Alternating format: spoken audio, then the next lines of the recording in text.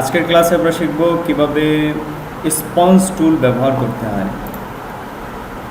এই টুলটা অনেকেই ব্যবহার করে না বা এটার ব্যবহার সম্পর্কে খুব বেশি একটু দেখা যায় না, কিন্তু তোমাদের জানা থাকলে এটা দিয়ে অনেক কিছু করতে পারো।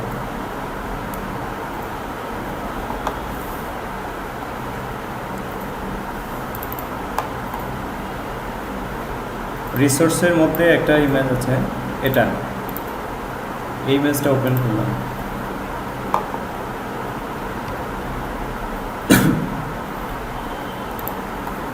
এখানে তোমরা ডিসপ্লেতে দেখতে পাবে যে এই জায়গাগুলো, এটা কিন্তু একটা সাদা একটা কাপড়, তাই না?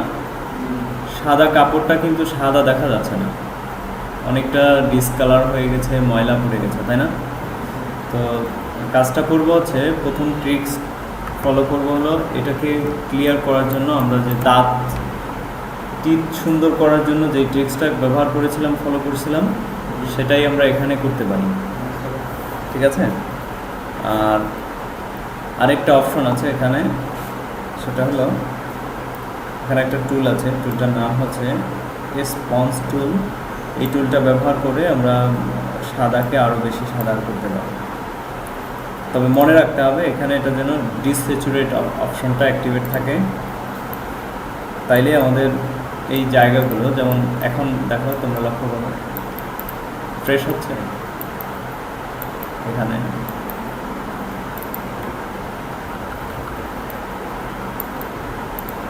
আমার স্ক্রিনে খুব চমৎকারভাবে দেখা যাচ্ছে যে পরিবর্তনগুলো কীভাবে হচ্ছে।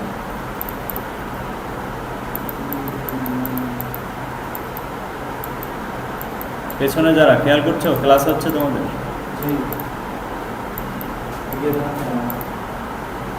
হ্যাঁ, ভিডিও হচ্ছে, সেই জন্য চুপচাপ।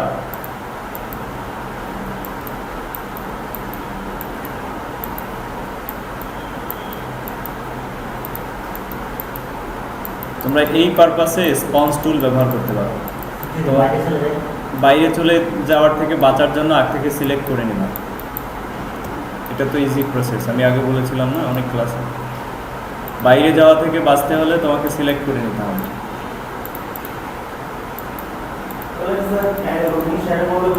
হ্যাঁ, বুঝিনি প্রশ্ন। আচ্ছা স্যার, এটা তো করার সময় কি বিভিন্ন কালারের তো হতে পারবে, তো হোয়াইট কালারের জন্য হোয়াইট হবে না, অন্য কোনো কালার হবে না। এখানে আমি যে ফাংশনটা ব্যবহার করতেছি, এখানে দেখো ডিস্যাচুরেট। ডিস্যাচুরেট মানে হচ্ছে তোমার এটাকে সাদা কালো অরিজিনে ফিরিয়ে নিয়ে যাবে, শুধু সাদা কালোতে অ্যাপ্লাই হবে। কালোর উপরে যদি কোনো ময়লা পড়ে থাকে সেটাকে আরও কালো করে রাখবে, আর যদি সাদার উপরে কোনো ময়লা পড়ে থাকে সেটাকে সাদা করে দেবে। এটাই হলো কাজ। বুঝে আসছে? না, অন্য কোনো কালারের কাজ করবে না। বাট আরেকটা ফাংশন আছে উপরে, এখানে একটা টুল আছে হিস্ট্রি ব্রাশ টুল, এটাও আমি দেখাবো এখন। আচ্ছা, তোমরা কি বুঝছো এটা? হ্যাঁ, কি বলছো?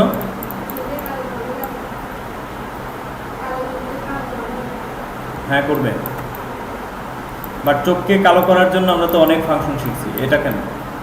বাট এটাও ইউজ করা যাবে, কোনো অসুবিধা নেই। ঠিক আছে? আচ্ছা, এখানে আরেকটা লেয়ার নিয়ে রাখলে আমি দেখাইতে পারতাম যে এটা আগে কেমন ছিল, এখন কেমন আছে। ঠিক আছে? তোমরা যখন কাজ করবে তখন সেখানেও দেখে নিতে পারবে কেমন ছিল।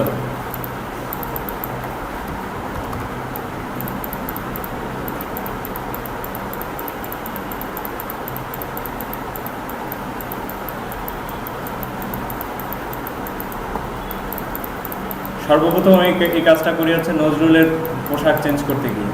অনেক দিনের পুরনো ছবি একটা ছিল, তো সেটার মধ্যে একটু সাদা আবরণ ছিল, সেটাকে আরেকটু ফাইন করার জন্য এই টুলটা ব্যবহার করছিলাম।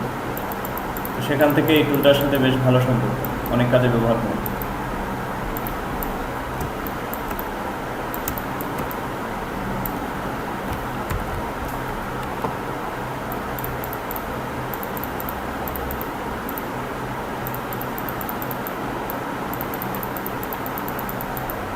সেম তোমরা এই কাজগুলো দাড়িতেও করতে পারো, চুলে করতে পারো। আরেকটা এক্সাম্পল দেখো, এটা নেই।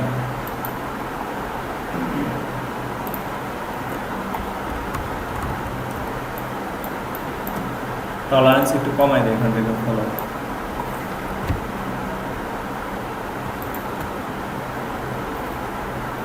স্পঞ্জ টুল অ্যাক্টিভ আছে, ডিস্যাচুরেট অ্যাক্টিভ আছে।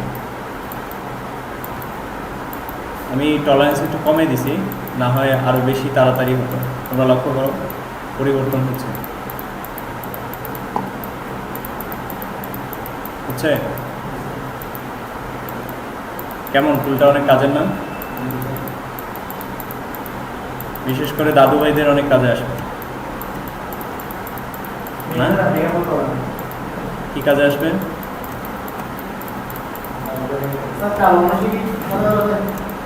এটা দিয়ে না করা যাবে না, কালোকে আরো কালো করবে।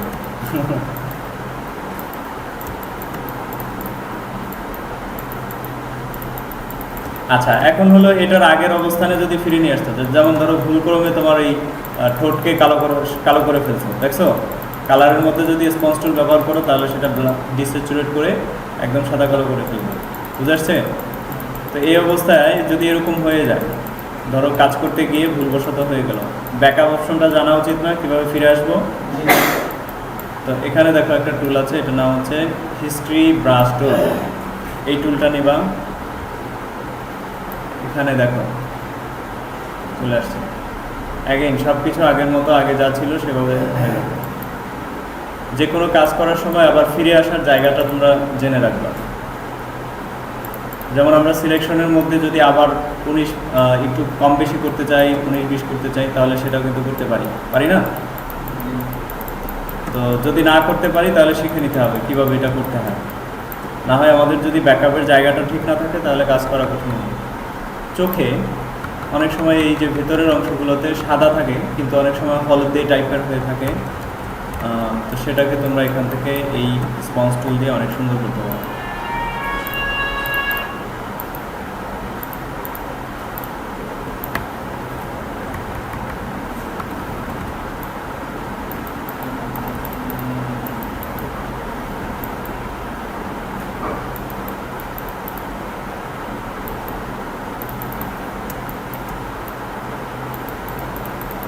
টুলের ব্যাপারটা কি বুঝতে পারছো? এখন দেখো Ctrl+0, এই চোখটা এবং অন্য আরেকটা চোখ, দুইটা চোখ না, দুইটা চোখের মধ্যে কতখানি পার্থক্য আছে লক্ষ্য করো। এই চোখটা এবং এই চোখটার মধ্যে অনেক পার্থক্য না? তো এই পার্টগুলো তোমরা ব্যবহার করে দেখবা। যেমন এই তোমরা ইচ্ছা করলে শার্টের মধ্যেও এই ফাংশনটা ব্যবহার করতে পারো, ঠিক আছে? তাইলে অনেক সুন্দর হবে, একদম চমৎকার কালার তোমরা ব্যবহার করতে পারো। এখন কোন দুইটা টুলের কথা বললাম, কোন দুইটা টুলের কাজ দেখালাম? স্পঞ্জ টুল আর একটা হচ্ছে হিস্ট্রি ব্রাশ টুল। এই টুল দুইটা ব্যবহার করবা, ঠিক আছে কি? ওকে। আচ্ছা, এখানে যদি তোমরা এটাকে আরও বেশি হোয়াইট করতে চাও অথবা আরও সুন্দর করতে চাও, সেই ক্ষেত্রে এটাকে সুন্দর করে সিলেক্ট করে নিতে হবে। আমি মোটামুটিভাবে একটা সিলেকশন করে নিলাম।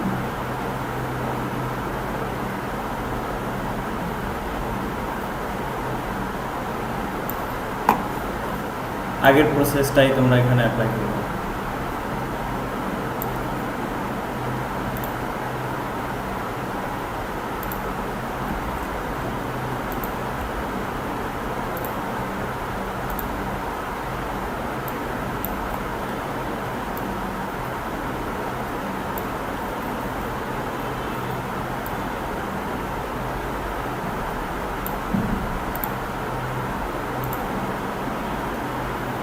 এবার সাইড থেকে আমি এটা কেন হয়েছে, অর্থাৎ আমার সিলেকশনের বাইরে ছিল, সেই জন্য এরকম হয়েছে। তোমরা সুন্দর করে সিলেক্ট করবা, তাহলে আর এই ঝামেলাটা হবে না, বুঝে আসছে? একদম দারুণ চমৎকার কালার তোমরা পাবে এখন।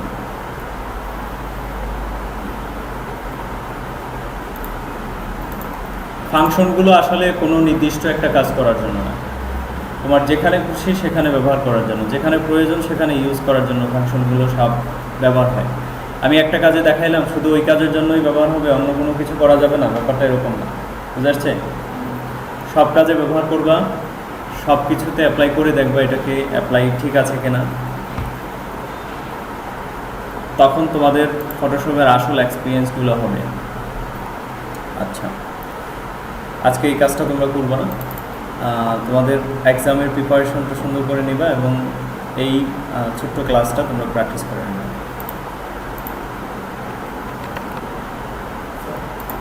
জিনিসটা স্যার